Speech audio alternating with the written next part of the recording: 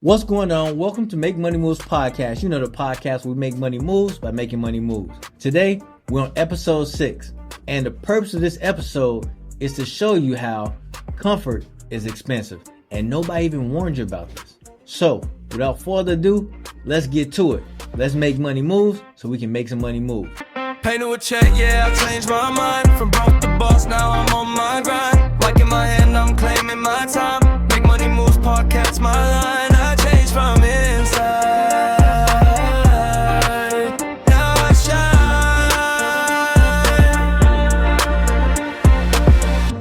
shine. Welcome back to Make Money Moves podcast. I'm your host, Al, and today we're going to expose how comfort is expensive and the fact that nobody warned you about all the things that it can cost you.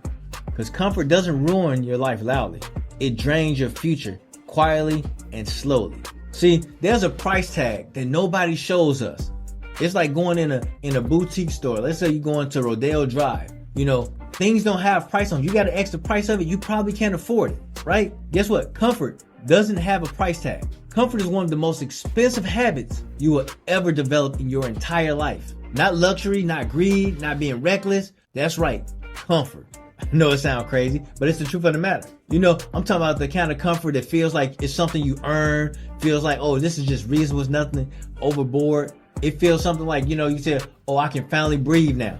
And that's exactly why it's so dangerous. Exactly why. Because it doesn't feel like it's a problem. And most times when something feels like it's not a problem, it's easy, no friction, we go ahead and do it. And it feels like a reward. It feels like, oh, we treating ourselves. But are we really? That comfort is not helping us, right? They say pressure make diamonds. But we understand and we can see in our life. Think back when you had some things going on in your life and you got put underneath the pressure. That pressure created progress for you. See, struggle gets your attention. When money is tight, you check your balances. You delay purchases. You question your habits and you start to think ahead.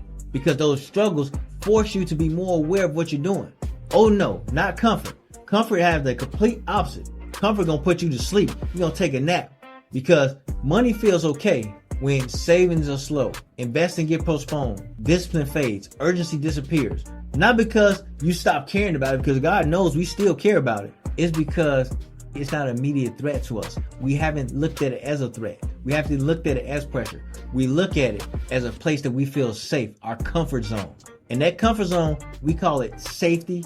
It kind of whisper in our ear and say, oh, you got time, you can do it later. And that whisper, that procrastination, that not taking action, but constantly taking notes, costs us more than we can ever know because it's so expensive. And that price is going to be different for every person because what it costs one person, it may not cost the next. There's a reason that urgency disappears. It's like an old commercial, that drug commercial say, this is your brain. This is your brain on drugs. But this is your brain on comfort. Here's what happened neurologically. Your brain prioritizes relief, stability, familiarity. When things feel calm, your brain assumes the danger has passed. Everything is good. We all good in the hood. We ain't got no stress. We in my me time, my safe space. So it redirects that energy away from planning and towards enjoyment. Now, I'm not saying that that's weakness because that's a good thing.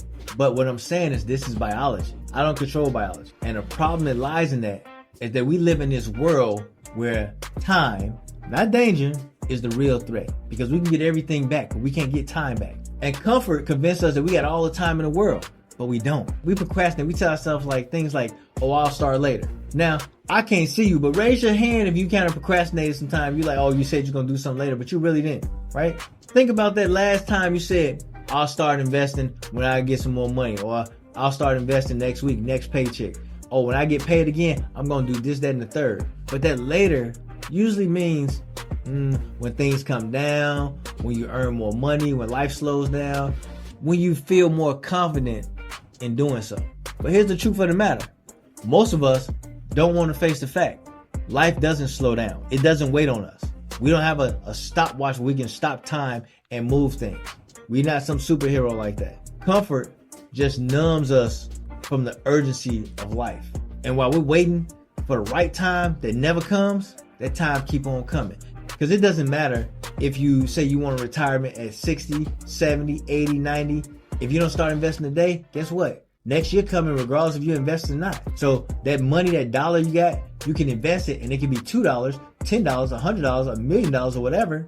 next year, or you cannot have it and say, oh, I wish I would have. How many people say they wish they would have invested in Bitcoin back in the early 2000s? How many people say they would have wished they would have invested in Amazon and when it first started up? Tesla. How many people heard these things? Even Nvidia. How many people say they wish they would have invested in? How many people say they wish they would have bought precious metals back when gold was like less than $500 an ounce and silver was less than $5 an ounce? But now they have regrets because they didn't take that time and focus on that urgency, and they put things off. They wanted comfort at that time. They didn't look for instant gratification opposed to delayed gratification. And while we were waiting for that right time, like I said, the time keep on moving, keep going ahead. And it's compounding, whether it's good or bad. So it's compounding for the good so we can have more, or compounding for the bad where we lost out on a lot. The question is, which one would you have? You know, the invisible cost is easy. You know how people say out of sight, out of mind. The invisible cost is easy because we don't see it up front. And comfort has a hidden cost. They say read the fine print. Comfort has some very, very fine print. And it doesn't show up on your statement because comfort costs you early momentum in the game. Because let's think about this. We're early and young. We can do a lot more than we get older. As we get our bodies start breaking down, we don't move as fast. We don't do not as mobile. We miss out on that long-term compounding. We're less adaptability to things. Our financial resilience is kind of have guardrails on it now because, again, we only got so much time. Because when things feel fine, they feel good, we don't build those buffers. We maintain with ease, and maintenance doesn't create freedom. In fact, it preserves the present and degrades the future. What if shopping could earn you cash instead of just costing you? You've been stuck in a cycle, tap, swipe, spend, watching your paycheck just disappear. But one day, after you stumbled onto this app called Rakuten, you ask yourself, why am I paying full price when I don't have to? But then you think, maybe it's just another gift. Then one of your friends tell you about this app called Rakuten, who makes them money and gives them cash back and rewards for thousands of stores every time they make a purchase that they were made anyway. You try it once, you discover hidden deals, compare prices, and you start winning. Shopping becomes a strategy. Every tap pays you back, and you still get what you want. You share Rakuten with your friends, watch your income grow, and become more financially confident. Download the Rakuten app today and keep more of your hard-earned money in your pocket. Now, I know a lot of you guys know who Jim Rohn is, right?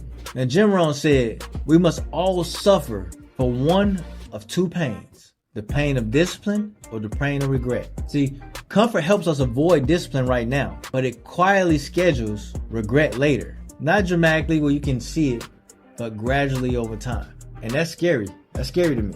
Comfort and freedom, they're not the same. Not at all. And this is a critical distinction because comfort feels good today, but freedom protects us tomorrow. Because we can't plan for the future in the future. I said it before and I said it again. We can't plan for the future in the future. You know, comfort have us telling ourselves, oh, I don't need to think about that yet. I ain't there yet. But freedom have us say things like, I'd rather think now than panic later. See, comfort avoids friction. That's why you buy things so easy or you do things so easy and then be mad at yourself later about them because there was no friction. You was in your comfort mode. Freedom embraces small friction early to avoid that massive friction later on in life. It's almost like if you eat healthy when you're young, your body can last longer as you get older because everything catch up with you. You probably heard people say that with you about food, exercising, all types of things. It all catches up with you. And most of us choose comfort, like I said. And it's not because we're reckless. It's not because people say, oh, well, you're young, it's all right. It's not. The truth is they didn't know. And the problem is nobody explained the trade-off to us because no one explained it to them. And they probably never took the time to think about the trade-off because nothing is free. So here's the time in the podcast where I need you to slow down and ask yourself some honest questions. Ask yourself, where was comfort replaced intention in your finances? What decision have you postponed it because life felt fine? What feels easy now, but you're for sure it's going to be hard later? Ask yourself, are you building freedom or are you maintaining an easy life? If nothing changed in your life for 10 years, would you be proud of the person you are or would you panic? Would you have enough income or would you be struggling? See, it's not about fear because I'm not trying to scare you. It's about clarity. I want you to be able to see clearly because that clarity itself is going to create options for you and you need all those options. It's okay. Here's a a tool that you can practice to help you shift from that. So you can choose mild discomfort on purpose, right? So we try to do everything on purpose. And it's a simple but powerful shift, right? So I want you to intentionally choose small discomforts now, just small ones. Not the extreme ones, just the small ones. Things like automate savings before lifestyle upgrades. Invest before you feel ready, before you feel like you got enough money. Invest. Question your conveniences. Do you really need that? Do you really need that Uber? Do you need that DoorDash? Can you go to the store and get it? Delay rewards just for a little bit. Do you need to take yourself out, or can you wait a little bit? Because those small discomforts compound into financial freedom.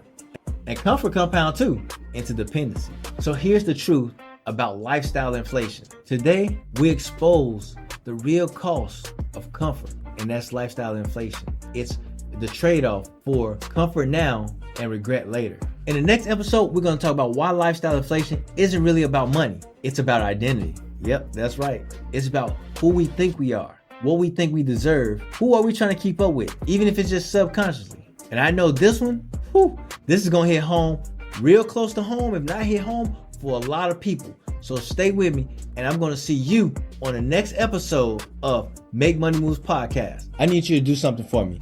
I need you to go ahead and subscribe, like, share, and comment something that really touched you and was really able to help you in this episode. Or you know someone else that this may help. Go ahead and send this video to them. And do that one thing, because the more people we have that's financially literate, the less people we have in poverty. So with that being said, let's go ahead and identify these inside threats so that they'll no longer become threats and no longer become our enemies, because now we know how to fight them with confidence, courage, and power. So we can now make money moves by making money moves. You heard it here first. See you next time on Make Money Moves Podcast, where we make money moves by making money move. Remember, don't take notes, take action. Peace. Pay to a check, yeah, I changed my mind. From broke to boss, now I'm on my grind. Like in my hand, I'm claiming my time.